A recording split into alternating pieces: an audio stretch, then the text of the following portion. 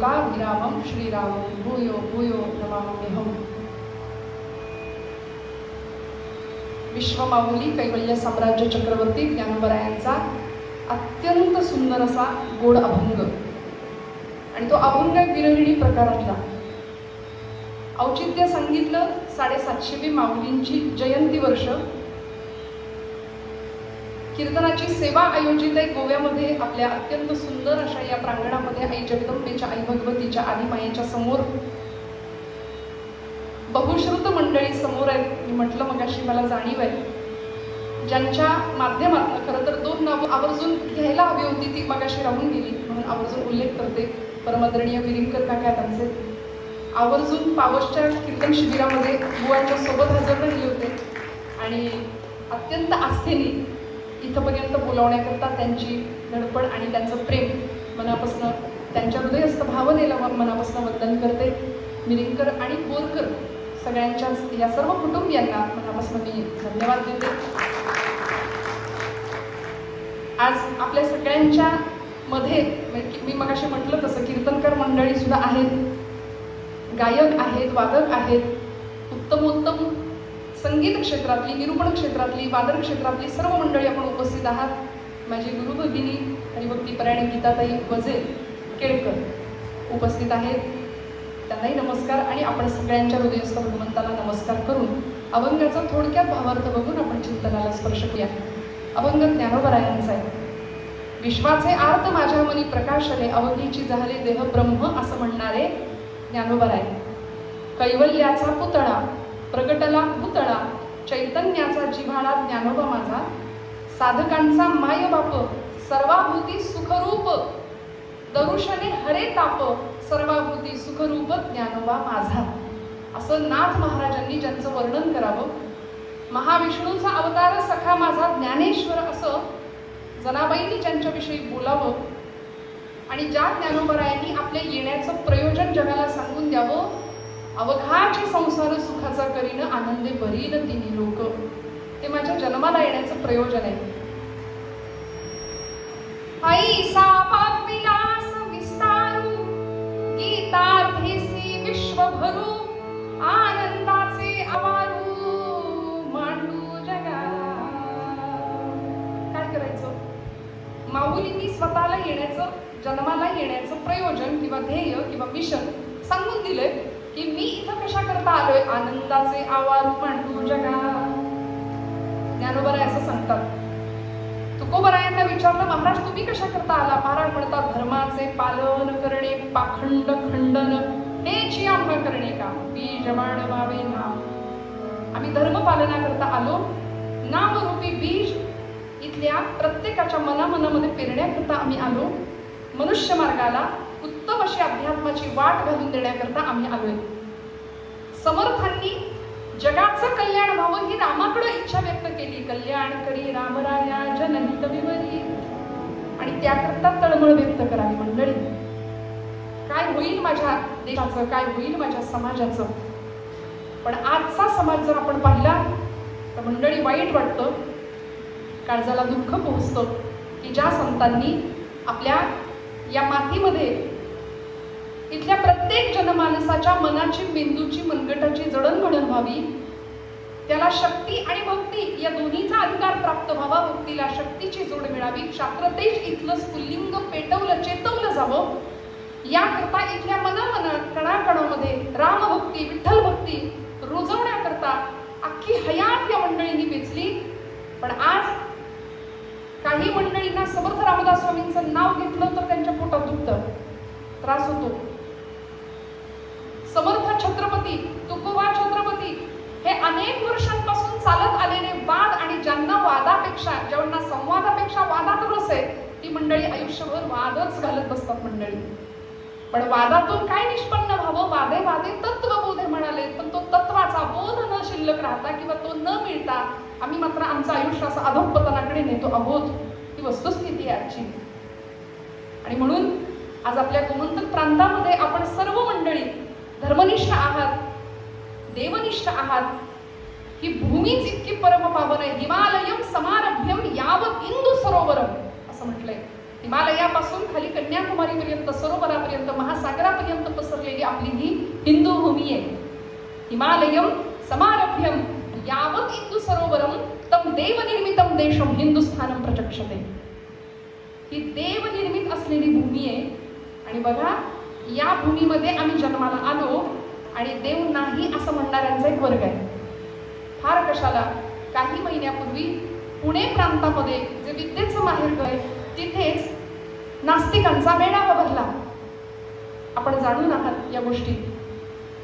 देव नाही, पंढरपूरची वारी रद्द करा, ईश्वराला रिटायर करा, असं काही वर्षांपूर्वी निघालं होतं. परत एकदा तेच वाक्य पुन्हा एकदा त्या मेळाव्यामध्ये उच्चारलं गेलं. मला असं वाटतं, ज्या भूमीमध्ये कुरुक्षेत्र घडलं, ज्या भूमीमध्ये अर्जुनाचं निमित्त झालं आणि अर्जुनासारख्याच आपल्या सगळ्यांच्या संभ्रांत मनाला एक अत्यंत सुंदर उभारी देण्याचं काम पुरुषोत्तम पूर्णावतार असलेले भगवान गोपालकृष्णांनी केलं. आजपासून सुरू झालेला मास हा पुरुषोत्तम मास. भगवंतांनी स्वतःचं नाव त्या महिन्याला दिलं. अत्यंत सुंदर असा आध्यात्मिक पर्वकाळाचा हा महिना, हा मास. आणि आपण सगळी मंडळी या मासाच्या प्रारंभीच कीर्तनरूपी सेवेनी किंवा कीर्तनरूपी भक्तीने या मासाची सुरुवात करतो आहोत. हे आपल्या सगळ्यांचं भाग्य आहे असं म्हणायला हरकत नाही. बाकी सगळ्यांची पावलं कीर्तनाकडे वळतातच असं नाही. अनेकांची पावलं कीर्तन सोडून दुसऱ्या ठिकाणी वळतात. स्वामी विवेकानंदांनी तरुणाईची व्याख्या केली होती. तेजस्विता, तपस्विता आणि तत्परता हे 3 गुण ज्याच्याकडे त्याला म्हटले तरुण. म्हणून अशी तरुण भावंड माझी जर वाजवायला किंवा साथीला असली आजूबाजूला की आम्हालाही आनंद वाटतो. लोक आम्हाला विचारतात, या वयात कीर्तन का म्हटलं? म्हटलं या वयातच यावं यात. या वयातच इथे आल्यानंतर जी गोडी मिळेल ती आयुष्यभर टिकणार आहे. तरणा भाग्यवंत नटे हरिकीर्तनात असं तुकोबराय म्हणतात. त्यामुळं आज एकीकडे चंगळवाद भोगवाद जर आपण पाहिला तर आमची तरुण मंडळी, सगळी तरुण भावंड, माझ्या या तरुण भगिनी, आम्ही सगळे या वाटेवर आहोत. याचा सार्थ अभिमान आहे आम्हाला की आम्ही आमच्या पूर्वजांची वाट अनुसरली. अनेकांना विचारावं, देव नाही म्हणणार आहे एका वर्गाने, की खरंच तुम्ही देवाला पाहिलं का? मला असं वाटतं, आम्हाला नाही देव दिसला, पण ज्ञानोबांना दिसलाय, तुकोबांना दिसलाय, समर्थांना राम दिसलाय. आणि ती संत मंडळी आपापसात भांडत बसली नाही, पण त्यांच्यासाठी आपण मात्र भांडत बसलो आणि वादापेक्षा किंवा संवादापेक्षा वाद करत करत आपल्या जीवनाचं अधःपतन करत राहिलो. आणि याकरता कमी काय पडतं? जीवनाची गती ऊर्ध्वगामी दिशेने आमची जावी, जीवन पूर्णत्वाकडे जावं. कारण मनुष्य जीवन अपूर्ण आहे, जीव अपूर्ण आहे. मग पूर्ण काय आहे? वैदिक गणित सांगितलं, ओम पूर्णमद पूर्णमिदं पूर्णात् पूर्णमुदच्यते पूर्णस्य पूर्णमादाय पूर्णमेवावशिष्यते. पूर्ण काय आहे? म्हणाले पूर्ण ब्रह्म आहे. आणि त्या ब्रह्माच्या अनुभूती करता या जीवानी त्या पूर्णत्वाचा ध्यास घ्यावा, देवत्वाचा ध्यास घ्यावा. मग देवत्व कुठं आहे? देवत्व आहे कुठं? एखादा मूर्तिकार ज्यावेळी मूर्ती घडवतो ना, त्यावेळी ओबडधोबड असलेला तो टोकेरी दगड, त्यातनं अत्यंत सुंदर अशी रामरायाची, पांडुरंगाची, गोपाळकृष्णाची मूर्ती तो घडवतो. मला राहावलं नाही म्हणून एका मूर्तिकाराला प्रश्न विचारला की एवढा सुंदर माझा पांडुरंग किंवा एवढा सुंदर कृष्ण परमात्मा आपण घडवलाच कसा? छिन्नी आणि हातोड्याच्या साह्याने ठोकून, तासून, कोरून, घासून त्या दगडातनं देव तयार झाला. त्यांनी फार सुंदर उत्तर दिलं. ते म्हणाले, तुमच्या भाषेत सांगू का? म्हटलं सांगा. ते म्हणाले, त्या दगडामध्ये आधीच पांडुरंग होता. त्या दगडामध्ये आधीच देवाची मूर्ती होती. फक्त त्या मूर्तीला नको असलेला भाग छिन्नी आणि हातोड्याच्या साह्याने काढून टाकला. आतमध्ये देव आपोआप तयार झाला म्हणाले. मग मला पटलं. म्हटलं खरं आहे, आपल्याही आयुष्यामध्ये अनावश्यक भाग बराच आहे, नको असलेला भाग बराच आहे आणि तोच घेऊन आपण वावरतो आहोत. कोण्याही जीवाचा नघडो मत्सर वर्म सर्वेश्वर पूजनाचे हे फक्त गायन करून आळवून म्हणण्याकरता नाहीये, ती जगण्याची गोष्ट आहे. ईर्ष्या, द्वेष, मत्सर, अहंकार या सगळ्या विकारांना दूर लोटून आमच्यातलं देवत्व आम्हाला जागं करावं लागेल. आणि ते देवत्व कुठे सापडेल, कसं सापडेल, त्याचा पत्ता किंवा त्याची उत्तरं आमच्या संत वाङ्मयात मिळतात, जे ज्ञानोबरायांनी सांगून ठेवलं. समर्थांनी सोप्पा मार्ग सांगितला, मना सज्जना भक्ती पंथीची जावे, तरी श्रीहरी पावी येतो स्वभावे. सजन असलेलं मन, त्या मनाला उपदेश समर्थांनी केलाय की बाबा तू काय कर, भक्तिपंथाला जा. पण आमचं मन भक्तिपंथाकडे जायला सहजासहजी तयार होत नाही मंडळी. तुकोबरायांनी मनाच्या प्रसन्नतेचं कारण सांगितलं, मन करारे प्रसन्न सर्व सिद्धीचे कारण. सगळ्या सिद्धी प्राप्त व्हायच्या असतील तर मनाची प्रसन्नता फार महत्वाची आहे. आणि ही प्रसन्नता आम्हाला फक्त आणि फक्त कीर्तन भक्तीतच प्राप्त होते मंडळी, माझं असं स्पष्ट होत आहे. अनेक प्रकारच्या भक्तींच्या माध्यमातूनच आम्हाला जीवनातला सर्वोच्च आनंद प्राप्त करता येतो. सध्या काय झालंय, आपण सर्व ज्येष्ठ आहात, पण मी बोलून जाते, या गादीकडून लोकांच्या अपेक्षा बदलल्यात. मी चुकत असेल तर मला सांगा. या गादीकडून लोकांच्या अपेक्षा बदलल्यात, त्यामुळं जशी मागणी तसा पुरवठा होतोय. आपण पाहतोय आजूबाजूला. या गादीकडून फक्त मनोरंजन आणि निखळ हसणं एवढंच जर अपेक्षा असेल ना, तर मग कपिल शर्मा आपल्या टीव्हीवर येतो, हास्य जत्रा आपल्या टीव्हीवर शो असतो. या गादीकडून ही इतकी सुंदर आणि अनादी काळापासून चालत आलेली दिव्य जागा आहे की या जागेकडून आपल्याला तुमच्या माझ्या उद्धाराचीच अपेक्षा करावी लागेल. आणि तो उद्धार मनुष्य जीवनामध्ये होणार आहे. म्हणून त्या उद्धाराचं अत्यंत सुंदर असं गमक किंवा त्याची उत्तरं किंवा त्याची साधनं आम्हाला संतांनी आपल्या वाङ्मयातून वेळोवेळी दिली मंडळी.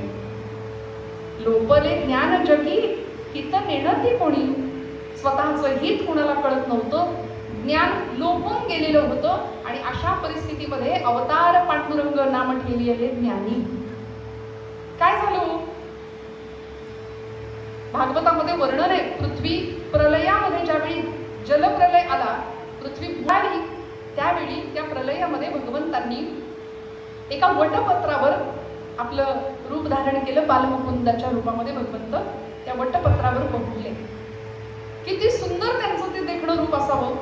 बालमुकुंद म्हणून भगवंत वटपत्रावर आहेत आणि आपल्या उजव्या पायाचा अंगठा भगवंतांनी आपल्या तोंडात घालून ते चोखतायत. आणि त्या रूपाचं वर्णन आचार्यांनी सुंदर करावं. कदारविंदेन पदारविंदे मुखारविंदे विनिवेशयन्तं वटस्य पत्रस्य पुटे शयानं बालं मुकुन्दं मनसा स्मरामि श्रीकृष्ण गोविन्द हरे मुरारे हे नाथ नारायण वासुदेव हे नाथ नारायण वासुदेव जिह्वा विपत्स्मेत मृतमेव देव गोविन्द दामोदर माधवेति गोविन्द दामोदर माधव श्रीकृष्ण गोविन्द हरे मुरारे.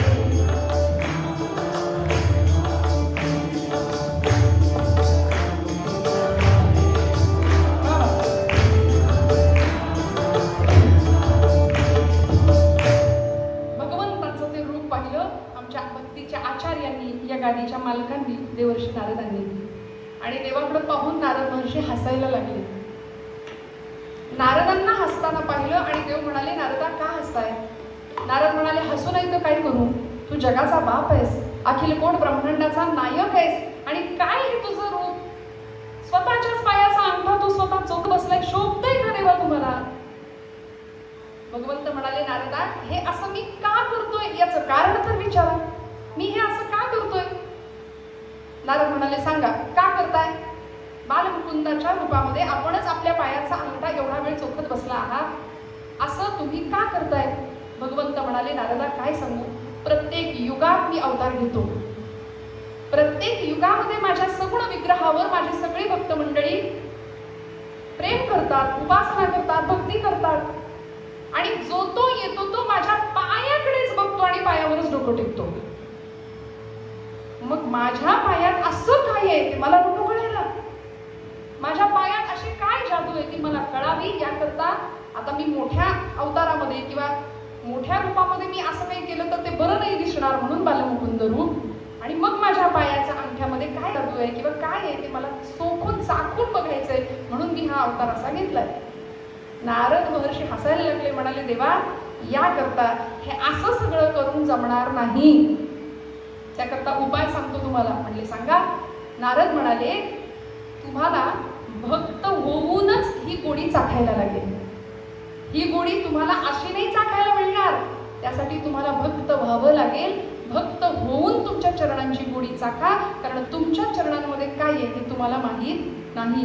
कस्तुरी मृगाला माहिती नसतं त्याच्याकडे काय आहे।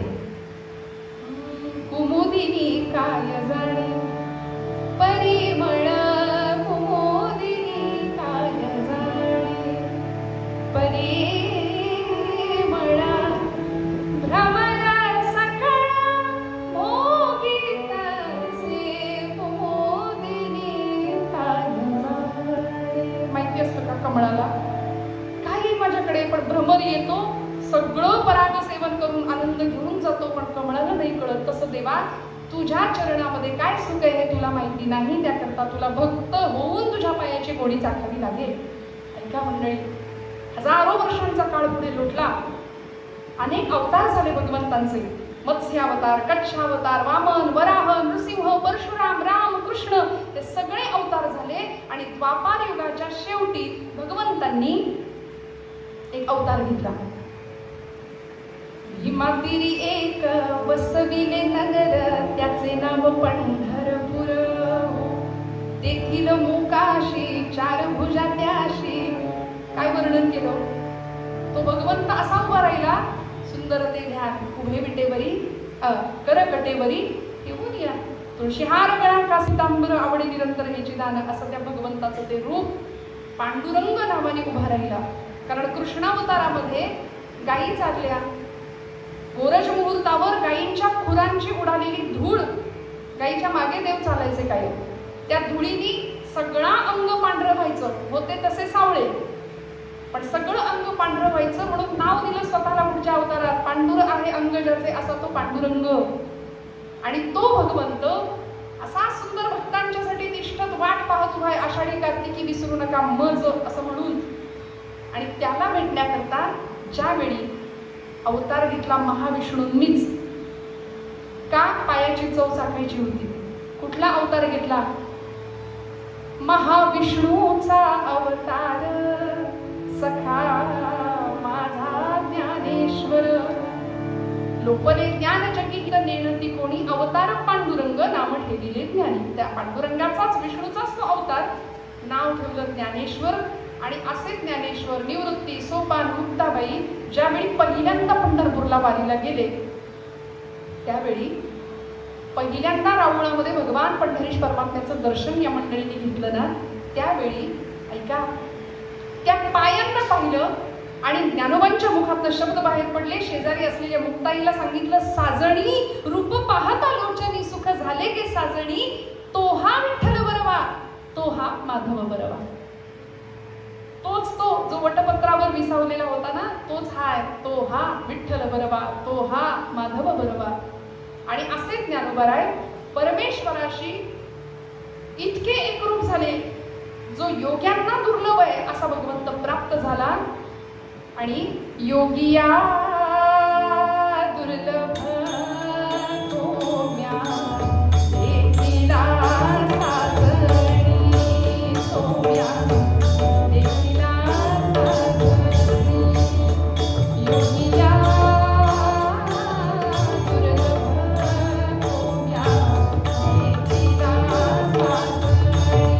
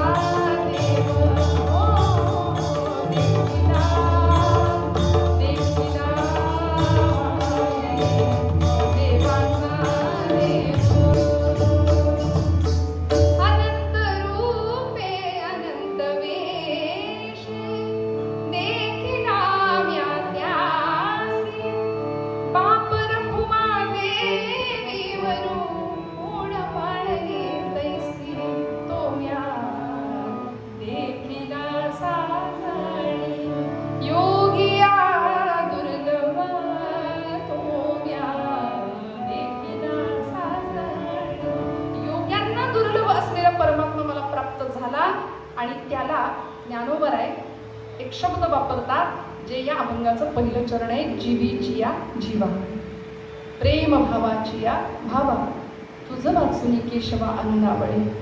तू माझ्या जीवाचा जीव आहेस म्हणाले. भगवंताशी असं नातं जोडलं की त्याच्यापासून अद्वैत अनुभव घेतला. तू माझ्या जीवाचा जीव आहेस. जीवीची या जीवा, प्रेम भावाची या भावा, तुझं वाचून केशवा अनुनावळे. भगवंता तू माझ्या जीवाचा जीव आहेस. तुझ्याशिवाय मला करमत नाही. माऊलींची विरहिणी येईल. ती विरहिणी काय सांगते आम्हाला मंडळी?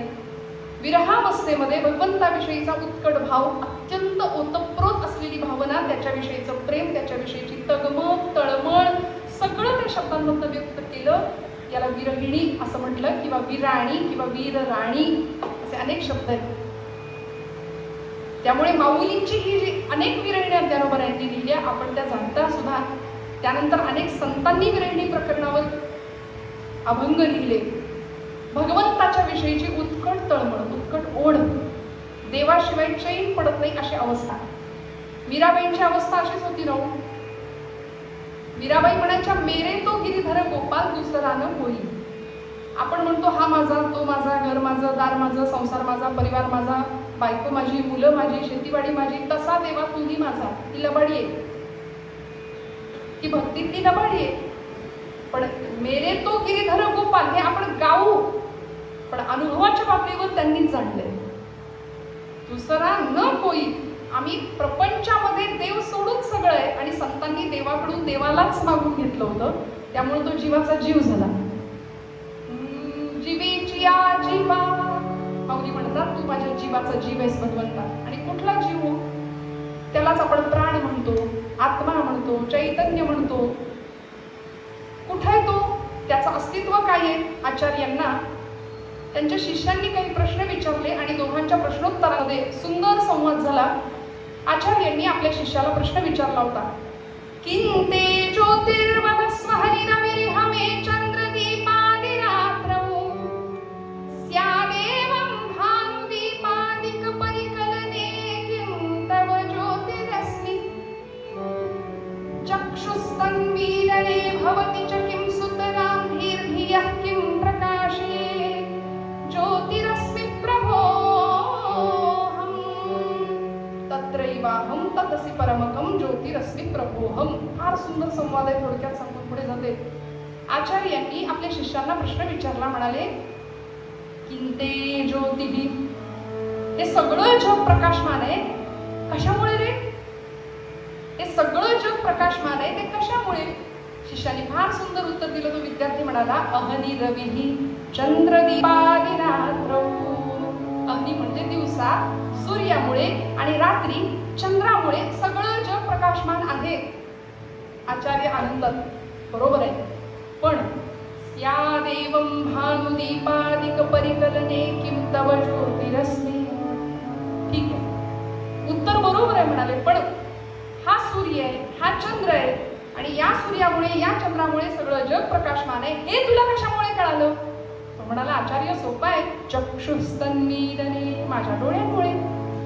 माझ्या डोळ्यांनी मला सांगितलं याला सूर्य म्हणायचं, याला चंद्र म्हणायचं. मग जगाचा प्रकाशक सूर्य चंद्र, त्या सूर्यचंद्राचा प्रकाशक तुझे डोळे, बरोबर? हो म्हणाला, बरोबर. तुझ्या डोळ्यांचा प्रकाशक कोण रे बाबा? चक्षुस्तन्मीलने भवति च किं सुतरां. त्या डोळ्यांचा प्रकाशक कोण आहे? डोळ्यांना कुणामुळे कळतं याला सूर्य म्हणायचं, याला चंद्र म्हणायचं? आता कीर्तनात आपण सगळे बसलो, आपण पाहतोय एकमेकांना, हे आपल्या कशामुळे कळतं? त्या शिष्याने फार सुंदर उत्तर दिलं. म्हणाले, आचार्य सोपं आहे. धीही, माझ्या बुद्धीमुळे मला कळतं की डोळ्यांनी बघितलेल्या वस्तूला अमुक अमुक असं नाव देतात किंवा अमुक अमुक म्हणतात. आचार्य म्हणाले, हुशार आहेस. पुढे, धीर धिय किं प्रकाशे. तुझ्या बुद्धीचा प्रकाशक कोण आहे रे बाबा? तो वैतागला. तो म्हणला, आचार्य असं काय करतात? मीच नाही का? माझ्या बुद्धीचा प्रकाशक मीच. मग तो जो मी आहे ना, त्याला वेदांताच्या भाषेमध्ये कूटस्थ चैतन्य असं नाव दिलं. तो जो मी आहे त्याला ज्ञानोबराय चैतन्य म्हणतात, त्याला आत्मा म्हटलं, त्याला जीव म्हटलं, आणि त्याच जीवाचा तो जर निघून गेला ना, आतला जो मी आहे ना तो निघून गेला, ती प्राणशक्ती निघून गेली, तर माणसं म्हणतात उचला यांना, नाही का, काही राहत नाही त्या देहामध्ये, काहीच राहत नाही. ती प्राणशक्ती जोपर्यंत आतमध्ये आहे ना, तोपर्यंत विवेक चूडामणी ग्रंथामध्ये फार सुंदर आचार्यांनी वर्णन केलं, तोपर्यंत सगळे व्यवहार चालू राहतात. संसार तोपर्यंतच आहे, प्रपंच, व्यवहार, घरदार, परिवार, समाज तोपर्यंतच आहे. मी मी मी मी असं करतो आपण तोपर्यंत, जेव्हा या देहातला तो मी जिवंत आहे. त्याला वैश्वानर असं म्हटलंय. तो अग्नी एकदा आतला शांत झाला की मग बाहेरचा अग्नी असतो, नाही का. बाहेरचा अग्नी कधी ना कधी लागणारच आहे, पण तो अग्नी लागण्याआधी आपण देहबुद्धी नावाचा एक अग्नी प्रज्वलित केला पाहिजे प्रत्येकाने. मग ज्ञानोबराय म्हणतात की तू माझ्या जीवाचा जीव आहेस, मी तुला ओळखले. जीवीची जीवा प्रेम भावाची भावा, आणि तुझं वाचुनी केशवा अनुनावडे, मला तुझ्याशिवाय दुसरं काहीच आवडत नाही. हे ज्ञानोबरायांचं म्हणणं आहे. आता बघा, जीवाला काय आवडलं पाहिजे? आपण जागेत ना सगळे? जीवाला काय आवडलं पाहिजे? जीवाला देव आवडला पाहिजे असं संतांना वाटतं. आमचं उलट आहे. आमची प्रीती जीवाची देवापेक्षा देहावर जास्त आहे. जीवाला देवापेक्षा देह जास्त आवडतो, आणि मग या देहासाठी आम्ही इतके धडपडतो आयुष्यभर त्या सुखाच्या अपेक्षेमध्ये. अनेकदा हा जीव नुसती धावपळ करत राहतो, हाताशी काही मिळत नाही. आत्यंतिक दुःखाची निवृत्ती, आत्यंतिक सुखाची प्राप्ती व्हावी, आनंदाची प्राप्ती व्हावी म्हणून हा जीव अखंड धडपडत राहतो, पण या जीवाला सुख काही केल्या मिळत नाही. मग त्या सुखाचाच राजमार्ग माऊली सांगतात. आम्ही त्या सुखाच्या, आनंदाच्या साम्राज्यावर आरूढ आहोत, कारण आम्हाला खरं सुख काय हे कळलंय. आम्ही प्रपंचात सुख शोधतो, सुखाचा नाणं उचलायला गेलो की दुःखाचा काटा आपोआप मागे. त्यामुळं समर्थांना सुद्धा प्रश्न विचारावा लागला, जगी सर्व सुखी असा कोण आहे, विचारी मना तुची शोधून पाहे. सुख असं काहीच या जगामध्ये नसतं मंडळी, काहीच नसतं. प्राप्त परिस्थितीमध्ये आम्हाला समाधानी राहता आलं की आम्ही सुखी झालो, इतकी सोपी सुखाची व्याख्या आहे. आणि या सुखासाठी आम्ही सगळे धडपडत राहतो. ज्ञानोबराय म्हणतात, सर्व सुखाचे आगर बापरब्रह्मा दिलं. सगळ्या सुखाचा आगर आहे ते, आणि म्हणून तो माऊलीच्या जीवाचा जीव झाला. का बरं इतकं प्रेम? माऊली माधुर्य भावावर आरूढ आहेत बरं का. अनेक प्रकारचे भाव शास्त्रकारांनी सांगितले. शांत भाव आहे, सख्य भाव आहे, दास्य भाव आहे, वात्सल्य भाव आहे, आणि पाचवा माधुर्य भाव आहे. नवविधातल्या नवभक्ती आपण ऐकतो भागवतामधल्या. श्रवणम कीर्तनम विष्णू स्मरणम पादसेवनम अर्चनम वंदनम दास्यम सख्यम आत्मनिवेदनम. मला सांगायचं असं की या नवविधा भक्तीमधल्या पहिल्या ज्या 8 भक्ती आहेत, सख्य भक्तीपर्यंतच्या, त्या मधुराद्वैत संप्रदायाचे आध्वर्य असलेले गुलाबराव महाराज यांनी अजून सुंदर प्रकारात त्याचं वर्गीकरण केलं. ते म्हटले या सगळ्या 8 भक्ती आहेत त्या गौणी प्रकारामध्ये मोडतात. गौणी भक्ती, मग मध्यमा भक्ती, आणि मग पराभक्ती असं वर्णन केलं. ज्ञानोत्तर असलेली भक्ती, की मी आणि तू भगवंता, आपण दोघं दोन नाही, आपण दोघं एकच आहोत हे कळाल्यानंतर सुद्धा मी भक्त तू देव ऐसे करी. मला नको बाबा ते ब्रह्मज्ञान, मला नको आत्मस्थिती, मला भक्त म्हणूनच तुझ्यापासून वेगळं ठेव, कारण मला तुझी भक्ती करायची आहे. नामदेवांना कळत होतं की पांडुरंग आणि मी दोन नाही, पण तरी सुद्धा त्याच्यापासून वेगळं राहून त्याला घास भरवण्यामध्ये जो आनंद नामदेव महाराज घेत होते तो अलौकिक होता. म्हणून ज्ञानोबराय त्या चैतन्याला ओळखतात, पण तरी सुद्धा त्याच्यापासून वेगळं राहून त्याच्या भेटीसाठी विरह व्यक्त करतात आर्तभावानी. मग गवळणींचं काय होतं, गोपींचं काय होतं? त्या आत्मनिवेदन नावाच्या शेवटच्या भक्तीमध्ये 2 प्रकार गुलाबराव महाराजांनी सांगितले. लालन भक्ती आणि वात्सल्य भक्ती म्हणाले. आणि मग या सगळ्याच्या पलीकडची जी भक्ती आहे ती पराभक्ती, आणि तिलाच माधुर्य भक्ती असं म्हटलंय. कुणी केली ही माधुर्य भक्ती? गुलाबराव महाराज आहेत. आपल्या ब्रह्मचैतन्य गोंदवलेकर महाराजांचे गुरुजी तुकाबाई, रामकृष्ण परमहंस, चैतन्य महाप्रभू, मीराबाई, या सगळ्यांनी, स्वतः ज्ञानेश्वर माऊली यांनी ही सगळी माधुर्य भावाची उपासना मंडळी. देह पुरुषाचा आहे, पण अंतर्गत भाव मात्र अत्यंत सुंदर, सुलभ, कोमल असा स्त्रीत्वाचा. मार्दव, भगवंतासाठी रडायची वेळ आली तरी डसडसा रडून मोकळं व्हावं. आपण असं आहे, आपण इतकी लबाड माणसं आहे, आपण भगवंतासाठी नाही रडत, आपण प्रपंचासाठी रडतो. प्रपंचासाठी रडतो. परवा एक मावशी मला भेटल्या होत्या. लग्न झालं होतं मुलाचं आणि मुलगी सुनबाई घरात आली. माझी भेट झाली. म्हटलं मावशी बरं आहे का? 6 महिन्यापूर्वी तुम्हाला लग्नात बघितलं होतं, तो चेहरा काही तुमचा आता राहिला नाही. का बरं चेहरा पडलाय? काय सांगू म्हणाले, अगं माझा मुलगा माझा राहिलाच नाही. 6 महिन्यामध्ये इतका बदल झाला त्याच्यामध्ये. माझा मुलगा माझा राहिलाच नाही म्हणाले. बायकोचा कोण काही म्हणाल का? नाही ना? आपल्याकडे असं नाही ना काही? तुमच्याकडून आवाज आला मला काहीतरी, नाही का? माझा राहिलाच नाही म्हणाले. सारखं आई आई आई माझ्याशिवाय त्याचं पान हलत नव्हतं, पण आता माझं पोर बदललं. काही विचारू नको म्हणाले. ते पहिले 9 दिवस काय म्हणतात, नव्याचे 9 दिवस ते संपले. म्हटलं असू दे ना. अहो हाच तर प्रपंच आहे, हाच तर संसार आहे, हा रडवतोच. मामासाहेब दांडेकर म्हणायचे की प्रपंचामध्ये सुख शोधणं म्हणजे मिरच्यांच्या बाजारात जायचं आणि खव्याचे पेढे देता का, असं म्हणायचं. प्रपंचामध्ये सुख शोधणं, मिरच्यांच्या बाजारात खव्याचे पेढे कसे मिळतील? तिथं ठसकाच लागणार आहे, तिथं डोळ्यात पाणीच येणार आहे. तसा हा प्रपंच आम्हाला कायम रडवणार आहे, कायम रडवणारच आहे. म्हटलं जाऊ दे ना, सोडून द्या. त्या आपल्या चिरंजीवांचा विवाह झाला तसं मुलीचंही लग्न झालंय, मुलीचाही विवाह झालाय. ती बरी आहे का? तिचं छान आहे का सगळं? मग त्यांचा चेहरा एकदम खुलला. मगाशी पूर्ण पडलेला चेहरा एकदम टवटवीत झाला. म्हटलं मुलीचं कसं चाललंय? उत्तम चाललंय म्हणाल्या. अगं तिच्याबद्दल काही काळजी नाही, जावयाला असं मुठीत ठेवलंय तिने. म्हणजे ते चालतं आणि बिघडलंय इथं. मग सुख काय? कुठलं खरं? सुख खरं की दुःख खरं? काय खरं काय इथलं? इथलं सुखही खरं नाही, इथलं दुःखही खरं नाही मंडळी. हे सगळं वृत्तीच्या अवस्थेवर बदलत राहतंय. आमच्या मनासारखं घडलं की आम्ही सुखी आणि मनाविरुद्ध घडलं की आम्ही दुःखी. मग नेमकं सुख कशामध्ये? ते सुख आम्हाला माऊली सांगतात की त्याच्या पायाशी आहे. जीवीची या जीवा प्रेम भावाची या भावा. माझा प्रेम भाव तुझ्यावर मी जोडलाय. आणि म्हणून तर नुसती भक्ती उपयोगाची नाही, त्या भक्तीला प्रेमाची जोड असावी लागेल आणि तरच ज्ञानप्राप्ती आहे. भक्ती प्रेमा विण ज्ञान नको देवा. भक्ती प्रेमा विण ज्ञान नको देवा.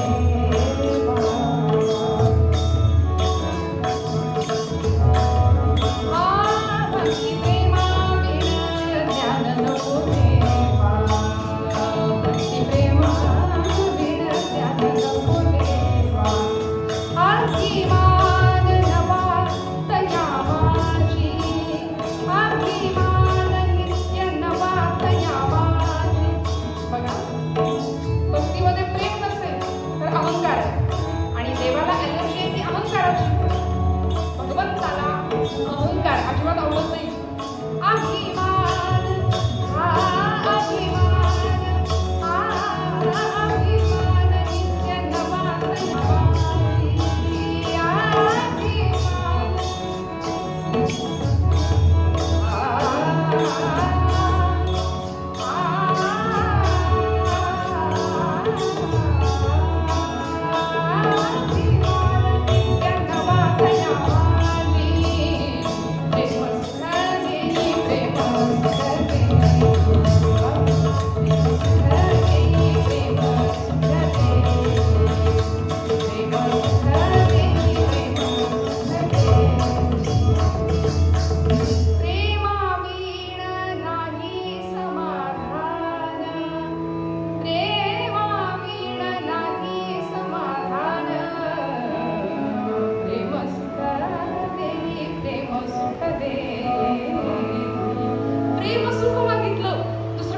मागितलं.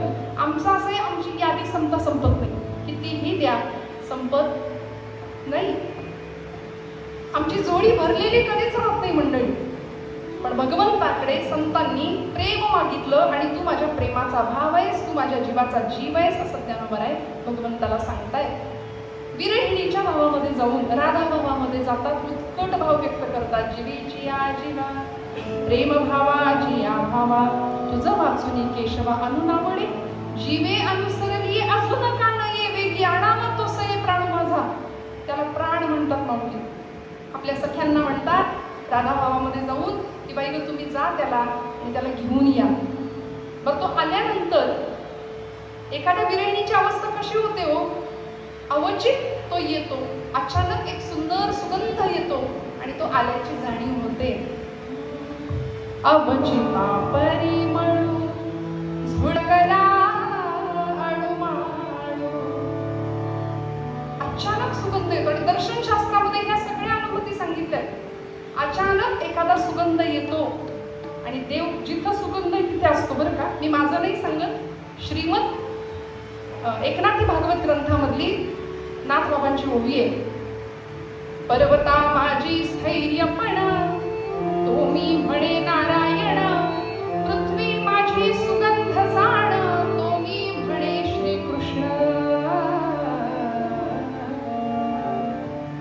मी जिथं सुगंध आहे तिथं मी येईन, भगवंत स्वतः सांगतात. आणि अचानक सुगंध येतो. अवचिता परिमळ झुळकला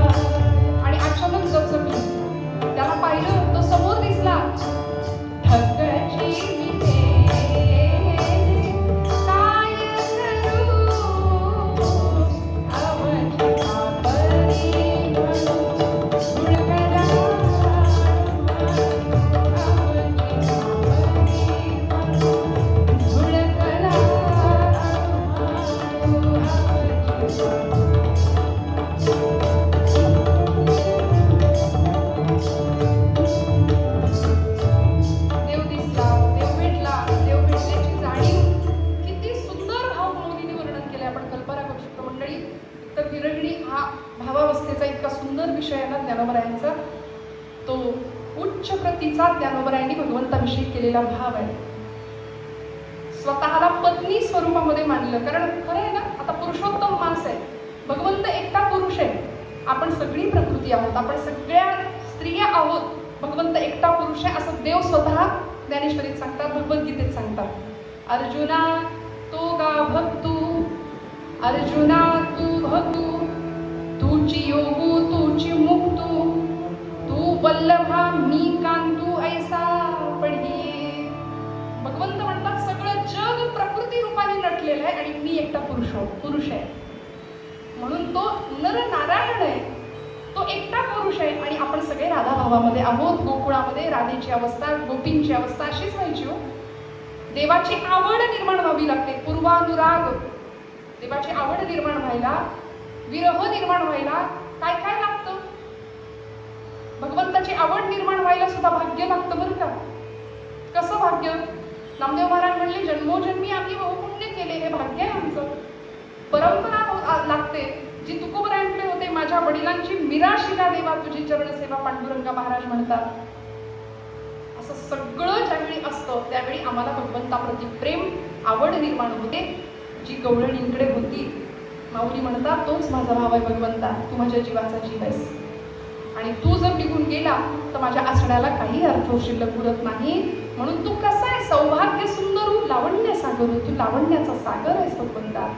बाप रकुमा देवीवरू श्री विठ्ठलू, जीवीची या जीवा, प्रेम भावाची या भावा.